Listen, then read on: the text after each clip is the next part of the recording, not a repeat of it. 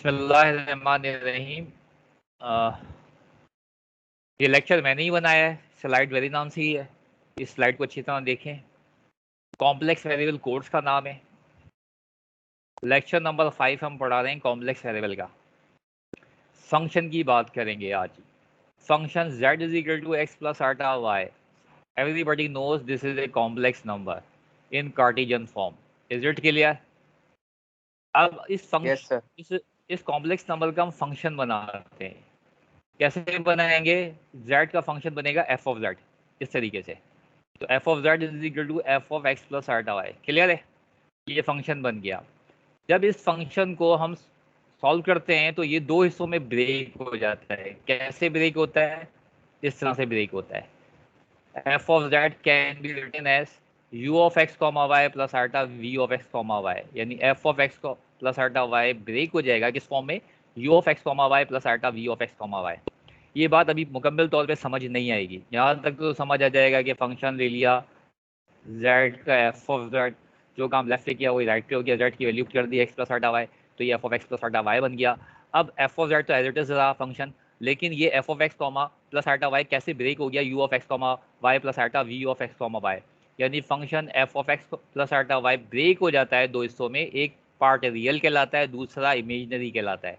ये बात अभी मुकम्मल समझ में नहीं आई होगी। यहाँ तक तो समझ आया होगा, ये आपको क्लियर नहीं होगा। इसको हम एग्जाम्पल से सॉल्व करेंगे तो समझ आ जाएगा। तो यूँ समझ लीजिए कि फंक्शन के दो हिस्से होते हैं एफ ऑफ जी के। एक रियल पार्ट होता है, जैसे कॉम्प्लेक्स नंबर का रियल पार्ट एक्स है, यहाँ पे एक्स की जगह पे u of x comma y पड़ा हुआ है, plus iota y instead of y we have v of x comma y. तो इसका मतलब फंक्शन के दो हिस्से होते हैं, एक आपका u of x comma y और दूसरा आपका v of x comma y. ये जो u of x comma y जो होता है, ये उस वक्त इस्तेमाल करते हैं इस फंक्शन को जैसे फ्लूइड का फ्लो देखना होता है। अगर आप फ्लूइड का फ्लो देखना चाहते हो, किसी बॉडी को उस फ्लूइड के अंदर फेंक देते हो, तो जिस तरफ फ्लो होगा तो उस फ्लूइड का जो पोटेंशियल डिफरेंस होगा उसको कैलकुलेट करने के लिए हम यू इस्तेमाल करते हैं। और स्ट्रीम लाइन कैलकुलेट करने के लिए हम v of x comma y, ये इसकी एप्लीकेशन बता रहा हूँ कि फंक्शन एफ ऑफ जी जो होता है वो फ्लूइड फ्लो में इस्तेमाल होता है। एक एग्जांपल मैं करा भी दूंगा फ्लूइड फ्लो की, तो समझ आ जाएगा। उसे में ये पोटेंशियल डिफरेंस यानी फ्लूइड फ्लो का पोटेंशियल डिफरेंस चेक करने के लिए ये इस्तेमाल करते हैं, और स्ट्रीम लाइन देख चेक करने के लिए आप v of x comma y इस्तेमाल करते हैं। तो function f of z can be express in the form of u of x comma y plus iota v of x comma y. कैसे? इसको समझते हैं एग्जाम्पल से। F of ji is equal to z square plus 3z plus 1। मिसाल के तौर पे ये फंक्शन एफ ऑफ जी दिया हुआ है आपको, ऐसे दिया हुआ है। अब क्या करेंगे, इसको मैंने आपने देखा है एक्स प्लस आटा वाई की फॉर्म में लिखा है, तो पुट कर दूंगा z is equal to x plus आटा वाई। तो आपको कोई भी क्वेश्चन दिया जाएगा जिसके अंदर फंक्शन गिवन होगा। अब ये जो फंक्शन है, ये समझ लिए हम अप्लाई कर रहे हैं फ्लूइड फ्लो के ऊपर। फ्लूइड फ्लो पे अप्लाई करना चाहते हैं तो इसका हम पोटेंशियल डिफरेंस और स्ट्रीम लाइन कैलकुलेट करना चाहते हैं। तो कैसे कैलकुलेट करेंगे? उसके कैलकुलेट करने के लिए इस फंक्शन में z की वैल्यू x प्लस आटा वाई प्लेस कर देंगे। जब z की वैल्यू x प्लस आटा वाई रखेंगे तो इस जगह भी x प्लस आटा वाई रखेंगे, इंस्टेड ऑफ z स्क्वायर इस जगह रखेंगे और यहाँ रखेंगे। जब ये रखेंगे तो देखिए ये फॉर्म बन जाएगी। लेफ्ट को नहीं करेंगे, राइट पे करेंगे। सिर्फ लेफ्ट पे करने का कोई फायदा नहीं होगा, इसलिए क्योंकि राइट पे ही चेंज आ रही है। तो लिहाजा z is equal to x plus आटा वाई यहाँ रखा, यहाँ रखा तो ये रखा, तो ये फॉर्म बन गई। 3 एडिटर्स था, इसकी जगह ये फॉर्म बन गई, ये बन गई। अब इसको a plus b whole square के फॉर्मूले से खोलेंगे और इसको 3 को मल्टीप्लाई कर देंगे ब्रैकेट में। तो देखिए यही किया मैंने, a plus b whole square के फॉर्मूले से खोला, एक्स स्क्वायर प्लस का 2 आटा एक्स वाई प्लस आटा स्क्वायर वाई स्क्वायर, ये बन गई। 3 से मल्टीप्लाई कर दिया, ये फॉर्म आ गई। फर्दर सिंप्लीफाई करेंगे इसको तो आटा स्क्वायर -1 बन जाएगा। बाकी एडिटर्स रखेंगे तो ये देखिए फर्दर सिंप्लीफाई कर दिया, आटा स्क्वायर की जगह पे मैं -1 बनेगा। तो आटा स्क्वायर की जगह जब -1 बनेगा तो ये बन जाएगा माइनस वाई स्क्वायर। अब रियल और इमेजनरी पार्ट्स को अरेंज करेंगे। कैसे? एक्स स्क्वायर रियल है, इसके साथ आयोटा नहीं है। उसके बाद देखिए 3x रियल है, इसके साथ आयोटा नहीं है। आयोटा स्क्वायर का मतलब माइनस हो जाएगा, तो ये रियल बन जाएगा, तो माइनस वाई स्क्वायर आ गया, ये +1 आ गया, ये बन गया रियल पार्ट। उसके बाद आयोटा इसमें मौजूद है, कॉमन निकाल देंगे, आयोटा इसमें मौजूद है, कॉमन निकाल देंगे। तो लिहाजा मिलेगा iota is common 2xy plus का 3y। तो ये देखिए दो हिस्से बन गए, एक रियल बन गया, दूसरा इमेजनरी। ये वाला हिस्सा u of x comma y कहलाएगा और ये हिस्सा v of x comma y. ये पोटेंशियल डिफरेंस को रिप्रेजेंट करेगा फ्लूइड फ्लो में और ये स्ट्रीम लाइन को रिप्रेजेंट करेगा। ये देखिए u of x comma y ये बन गया, v of x comma y ये बन गया। तो ये पोटेंशियल डिफरेंस हो गया और ये स्ट्रीम लाइन हो गई। तो किसी भी फ्लूइड के अंदर फ्लूइड फ्लो को रिप्रेजेंट करने के लिए हम ये तरीका इस्तेमाल करते हैं कि पुट कर देते हैं z की जगह एक्स प्लस हटा हुआ है और उसको दो हिस्से में। तो यही मैंने पीछे आपको बताया था कि फंक्शन जो है वो देखिए, फंक्शन जो है वो आपका यू ऑफ दो हिस्सों में ब्रेक हो जाता है f of the u of x comma y plus iota v of x comma y. और यही फॉर्म मैंने यहाँ बना के दिखाई है आपको कि फंक्शन दो हिस्सों में ब्रेक हो गया, u of x comma y plus iota v of x comma y. तो इसका मतलब ये जो मैंने पीछे पढ़ाया है कि function f of z can be express in the form of u of x comma y plus iota v of x comma y. इस तरह से ब्रेक कर सकते हैं। तो किसी भी फंक्शन को आप इस तरीके से इस एग्जाम्पल को यूज़ करते हुए कोई भी फंक्शन होगा उसको आप दो हिस्सों में ब्रेक कर सकते हैं, u of x comma y और v of x comma y. Is it clear? Clear है ये? यस कोई सर। बताए यस क्लियर सर। है? ठीक है, इस तरह से यस बहुत सर। सारी एग्जांपल।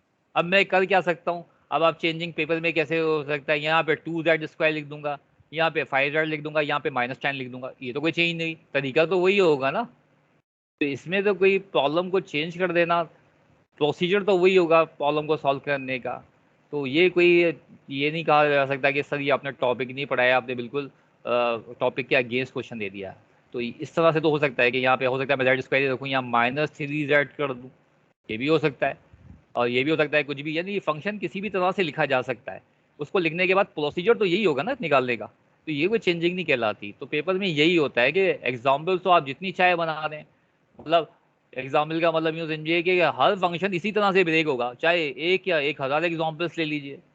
आप यहाँ पे -10 लिख लीजिए, एक नई एग्जाम्पल बन जाएगी, जितनी चाहे एग्जाम्पल बना लीजिए, प्रोसीजर वही रहेगा जो बताया है आपको कि फंक्शन दो हिस्सों में ब्रेक होगा, u of x comma y plus iota v of x comma y. तो ये कोई चेंजिंग नहीं कहलाती। आगे चलते हैं। अब मैंने एफ ऑफ जी को एक वैल्यू ओमेगा में स्टोर कर दिया, जैसे हम लिखते हैं ना एफ ऑफ एक्स को स्टोर करते हैं वाई, तो लिखते हैं y is equal to f of x real function के अंदर। इस कॉम्प्लेक्स फंक्शन को लिखते हैं omega is equal to f of that, ये कहलाता है कॉम्प्लेक्स फंक्शन। तो एफ ऑफ जी जहाँ मैं कहूँगा वहाँ वाई होगा, जैसे ओमेगा होगा। जैसे y is equal to f of x, जहाँ एफ ऑफ एक्स कहते थे वहाँ मतलब वाई होता था।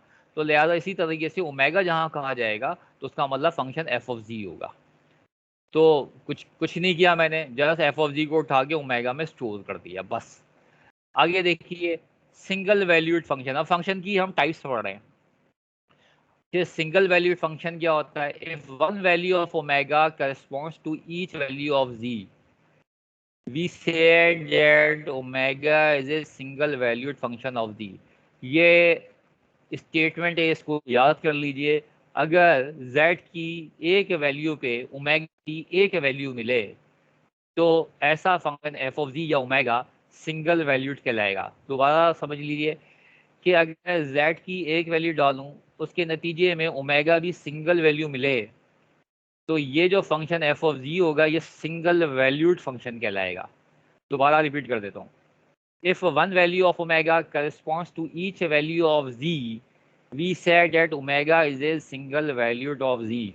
यानी z की एक वैल्यू डाली जाए उस पर ओमेगा की सिंगल वैल्यू मिले, फिर दूसरी वैल्यू डाली जाए उस पर भी ओमेगा की सिंगल वैल्यू मिले, इसी तरह से वैल्यूज डालते जाएं और ओमेगा की वैल्यू सिंगल मिले, तो ऐसा फंक्शन जो होता है वो सिंगल वैल्यूड फंक्शन कहलाता है।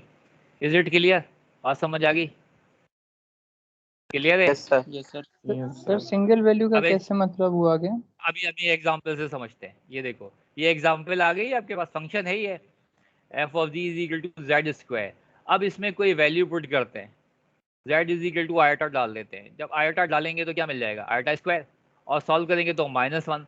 तो सिंगल वैल्यू आयोटा डालने पे सिंगल वैल्यू मिल रही है -1, तो लिहाजा ये जो एफ ऑफ जी फंक्शन या ओमेगा ये सिंगल वैल्यूड फंक्शन कहलाएगा। क्लियर होगी? इसी तरीके से आप माइनस आयोटा डाल दीजिए, जब माइनस आयोटा डालेंगे तो उस पर भी एक ही वैल्यू मिलेगी, तो वो सिंगल वैल्यूड, यानी यहाँ पे एफ ऑफ आयोटा दो वैल्यूज नहीं मिल रही, ऐसा नहीं मिल रहा प्लस -1, एक ही मिल रहा है, लिहाजा ये सिंगल वैल्यूड। तो जितने भी आप वैल्यूज डालते जाएंगे, आप कॉम्प्लेक्स नंबर का ये सेट है, कोई भी वैल्यू डाल दीजिए। 3 आयोटा डाल दीजिए, चलिए 3 आयोटा रख दिया तो 3 का मतलब 9 हो जाएगा, आयोटा स्क्वायर का मतलब -1 हो जाएगा, तो -9 आ जाएगा जवाब। इसी तरीके से आप 3 डाल दीजिए, 3 डालेंगे तो 3 स्क्वायर का मतलब 9 आ जाएगा। कोई भी कॉम्प्लेक्स नंबर 2 - 5 आर्ट उठा के डाल दीजिए, सॉल्व कर लिए तो एक ही वैल्यू, यानी सिंगल वैल्यू डालने पे अगर फंक्शन वापस सिंगल वैल्यू दे तो ऐसा फंक्शन जो होता है वो सिंगल वैल्यूड कहलाता है। तो ये सेट ऑफ कॉम्प्लेक्स नंबर की कोई सी भी वैल्यू डाल दें, सब पे मैंने लिखा है ना वर्ड ईच वैल्यू, यानी कोई सी भी वैल्यू डालें आप कॉम्प्लेक्स नंबर से, उस पर सिंगल वैल्यू ही आएगी। तो ऐसा function f of z is equal to z square जो है वो सिंगल वैल्यूड फंक्शन कहलाएगा। क्लियर हो गई बात? क्लियर है? Yes, अब sir. आते हैं Yes, आगे। sir. Yes, sir. अब इसका दूसरा पढ़ते हैं, multi valued function. If more than one value, अब एक नहीं मिल रही, एक से ज्यादा वैल्यू मिलेंगी, 2 भी हो सकती है, 3 भी हो सकती है, n भी हो सकती है। Omega corresponds to each value of z, we said that omega is a multiple valued function.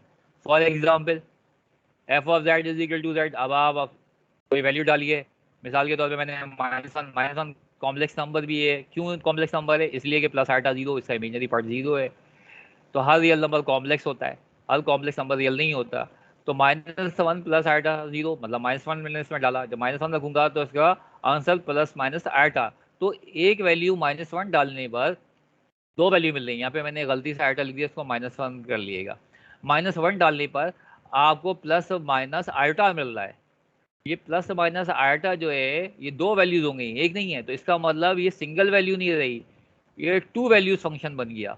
तो इसका मतलब अगर फंक्शन के अंदर z की कोई सिंगल वैल्यू डाली जाए, उस पर वो एक से ज़्यादा वैल्यू वापस कर दे, तो ऐसा फंक्शन जो है मल्टीपल वैल्यूड फंक्शन या आपका 2 वैल्यूड फंक्शन, ये तो 2 वैल्यूड फंक्शन है, ऐसा फंक्शन मल्टीपल वैल्यूड फंक्शन कहलाता है। अब कॉम्प्लेक्स नंबर कोई भी उठा लीजिए आप, यहाँ पे मैंने करेक्ट कर दिया।